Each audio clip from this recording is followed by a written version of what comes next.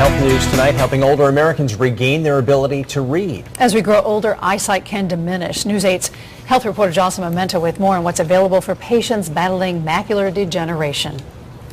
All right, Mr. Graves, come on in. Emma Graves is still fairly mobile at 93 years young, but her ability to see is slowly diminishing. Regular eyeglasses no longer work for her. I couldn't see to read or write, and I love to read. Mrs. Graves has macular degeneration, a progressive condition that impairs central vision. There is no cure. Macular degeneration, you never go completely blind. You always keep your peripheral or side vision. You can always walk. You know where you're going. But now telescopic eyeglasses are enabling patients like Mrs. Graves to read again. Fine print, not so challenging anymore. We call it a wow factor sometimes. We'll put these glasses on and we'll see a smile back on their face. Optometrist Dr. Randolph Kincaid at Vision Dynamics explains. Power is put into the scope.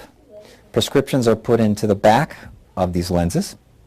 And this allows us to maximize vision with someone's correction in it. Dr. Kincaid points out eyes see differently, so different lenses are needed. Mrs. Graves only has one lens. For reading, because we have to hold it so close, we can't get the two eyes to converge. Patients, he says, relearn the ability to see. The macula is the center part of the retina, and sometimes we need to learn to look off-center a little bit, to use a different part of your vision that you haven't been accustomed before. The ideal candidate for these high-powered glasses? Someone who is struggling, that they're having to use a magnifier, they no longer can read their newspaper. I feel much better. Mrs. Graves no longer drives. I do a lot of puzzles and things, you know, to keep myself, my mind active and everything. But her quality of life is much improved. What I've got left.